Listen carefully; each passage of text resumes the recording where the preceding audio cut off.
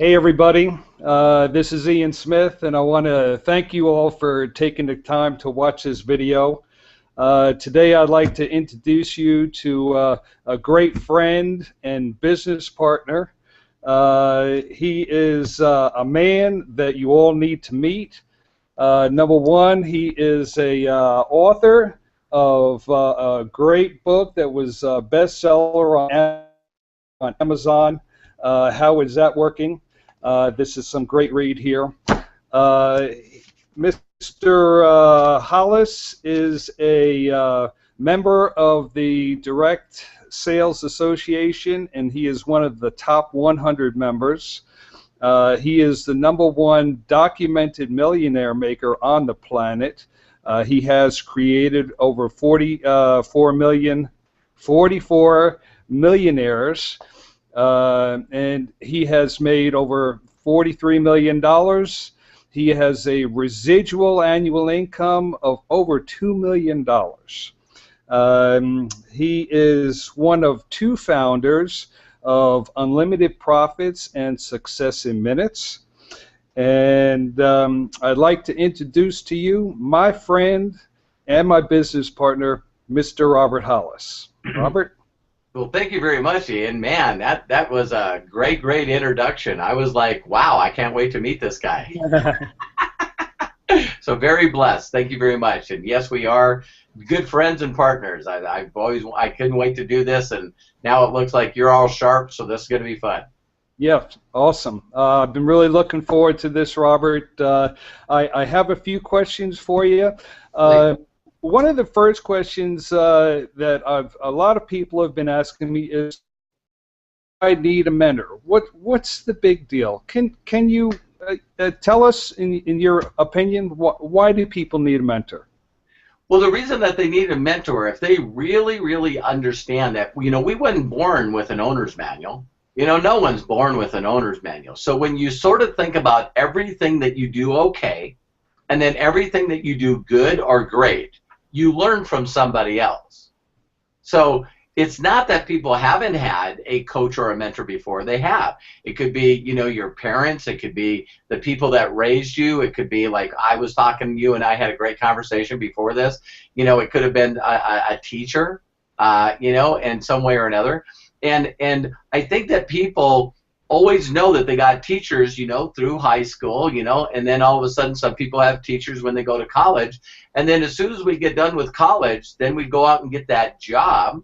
Now we got to have someone teach us how to do our job. And then once we got that done, we stop. Why do we stop looking for mentors? Why do we stop looking for people that can teach us not only to earn more money, but also have a better lifestyle? So it's pretty amazing when you sit there and you think of people that are going, God, I guess this is it. I'm just stuck in that, proverbial, hamster wheel running wide open, and I guess this is it. Get married, have a few kids, see if I can keep that marriage, if not get a second one or a third one, and just do my best. Well, why not take the time to find a mentor and learn how to do something new?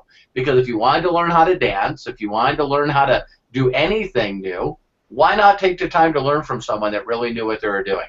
So I didn't know I needed a mentor until I got introduced to somebody that I heard he could help me and teach me how to expand his company. And so when I found out this guy used to install car stereos and made $62,000 a month, I never dreamed that I could make the kind of money I'm making now, but I knew that I was smart enough to pick up 10% of what he knew. And that would put me in a whole different income bracket. That would take me from a $30,000 a year person to a $60,000 a year person. And a lot of people don't realize this, but how much you get paid in life is really based off what your value is to the marketplace. And that's as simple as it is. So you got to become more valuable to make more money, to have a better lifestyle. You got to become more valuable. You can't stay where you are. So that's a great question. I know that every athlete on the planet's got a coach. I just put a video online today, Ian, about Eli Manning and Peyton Manning. And I just loaded it up. It was on 60 Minutes Sports, and the story will just melt your heart because you know, the guy that got hurt, Peyton Manning, got hurt and had 2 surgeries on his neck, and he just couldn't throw anymore. His career was over, and he sent videotapes to his coach that he had in Tennessee, where he was recruited. He went all the way back to his college coach, and he retaught him how to throw. It took him a year. Here's a guy that's a Hall of Famer, already won Super Bowls, was an MVP. And he went all the way back to his coach, learned all the way over, and he rebuilt him, and then he got drafted to Denver, and then did it again. So coaches are good to have. Mentors are good to have. Yeah, that makes a lot of sense, Robert. It really does. That just sends it right home.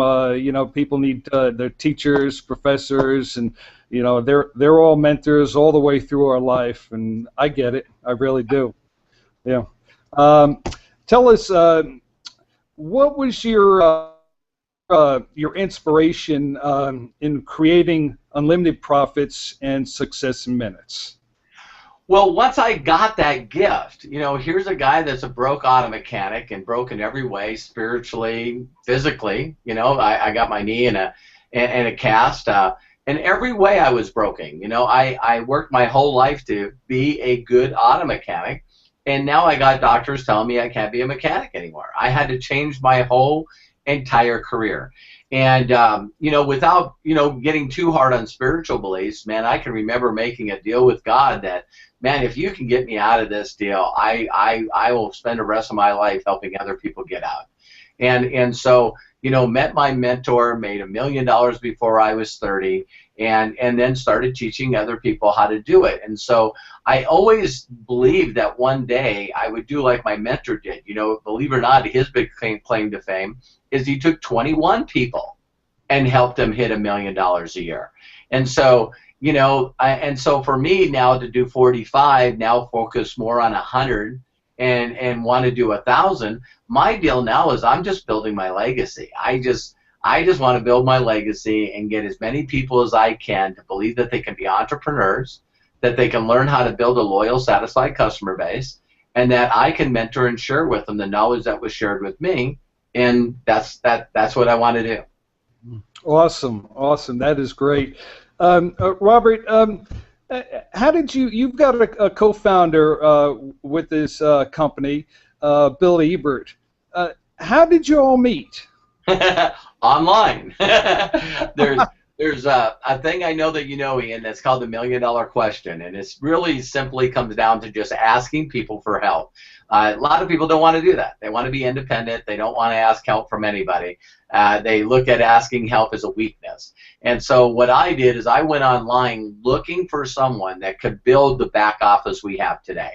And in fact, most of the things in my life, the dreams that I had, the income, the stuff that's happened in my life, I've achieved like 100 times, if not 1,000 times more than I ever dreamed.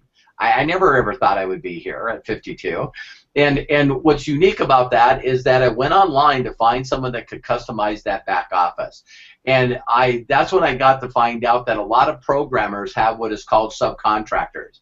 Now, I understand that in construction, you know, so you hire a guy that does a custom home, and you look at it, you go, wow, he had nothing to do with putting the, you know, the certain things in there, you know. So he hires people that are great at floors. He hires people that are great at cabinets. He hires people that are great at tile. You know what I mean? It's like, I don't know why people think when they hire a custom home builder that that guy's doing everything. He doesn't.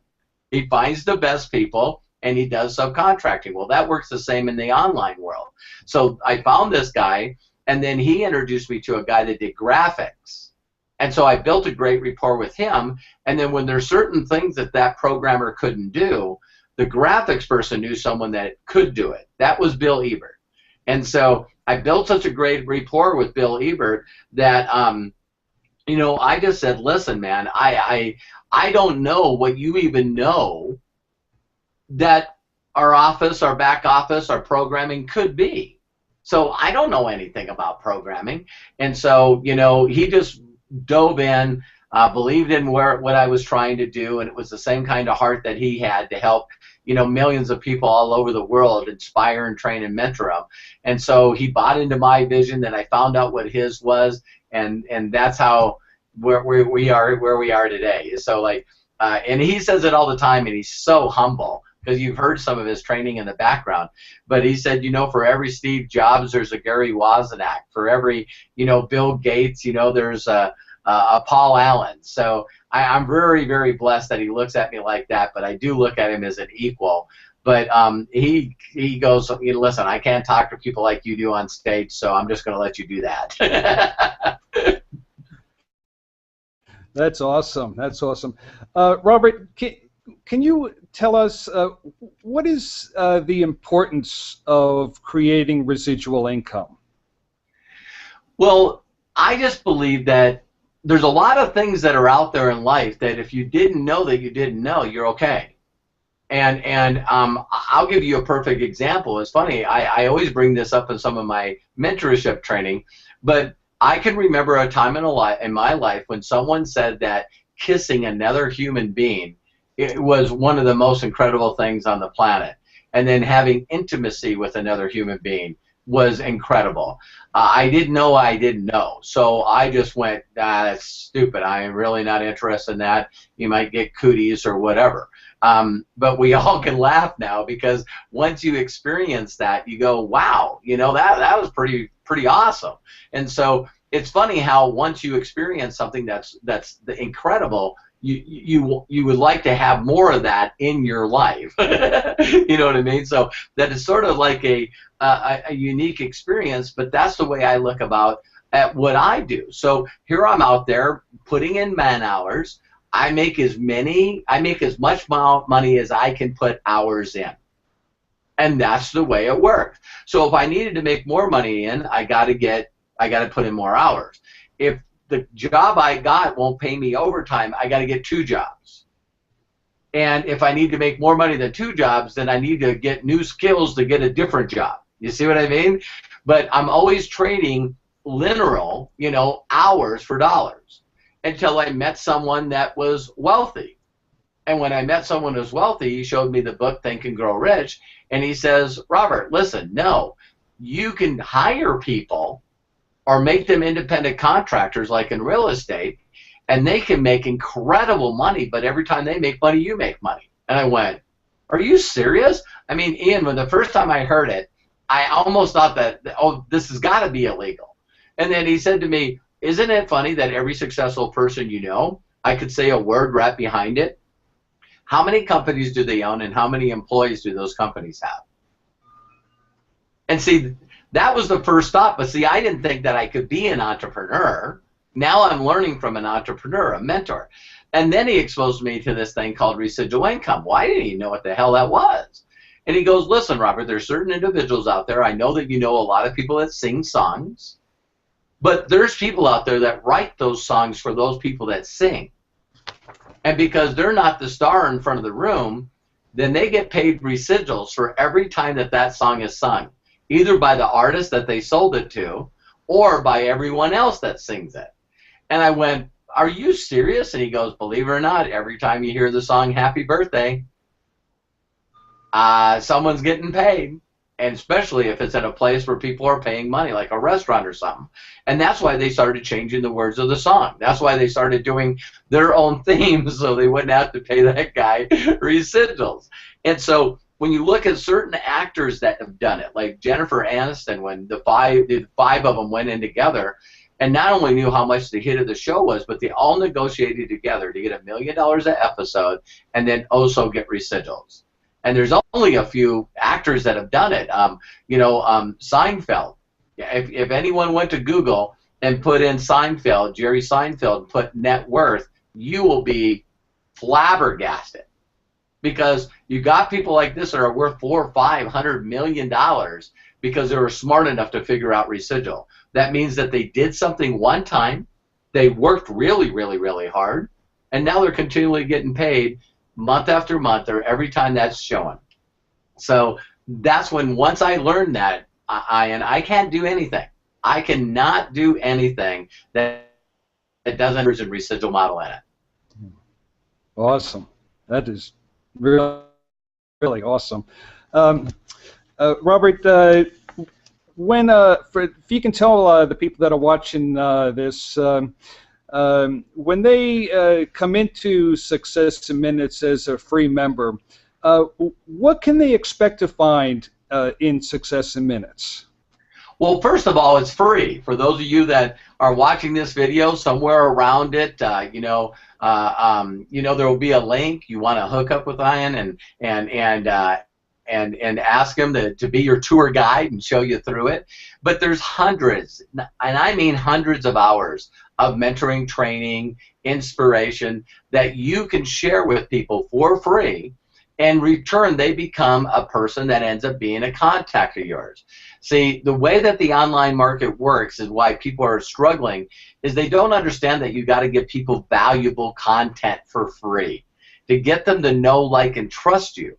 Once they know, like, and trust you, then that's when they'll want more. And if you give them more, we have all this free stuff in the back. But, there's people that can get involved with our company as a free member and also make money.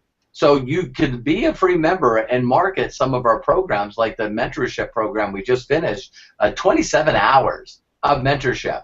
And people can market that and make $60 and never, ever, ever give us any dimes at all. And so I want people to get involved with us to see that it works. And then once they see that it works, then they can participate at a higher level to make more money. That's awesome. Really, Robert, that's great. I have really enjoyed reading your book here. I've gone back and forth reading little tidbits that I've picked out. I've marked a whole bunch of places on. Look, I just want to hit on one note that you had in the book, that if you could tell us the story when you were younger about the beer truck. I don't mind at all. It was a funny thing in my life where I got passed on, without getting into too much detail, I got passed on from foster home to foster home to foster home, and most of them were bad. I recently heard a joke on the last last comic standing, where the guy stood up there and he said, he said, now I grew up in foster homes. He said, now who thought of this great idea? You take a child out of an extremely abusive, bad family and put them in another one. And I know that there are great foster people, foster parents out there, and I had one family that was. But the whole point is when I got back to my hometown of Williston, North Dakota, I was the kid that was, that went from foster home to foster home. I was always in trouble. I was only one of 2 white kids on an Indian reservation.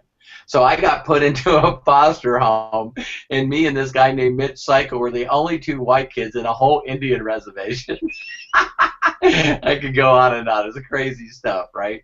And so, so when I got back there, I was finishing up my senior year of high school there, and it was coming up to my birthday in February 21st, and what I thought is, wow, what could I do to, basically get everyone to like me?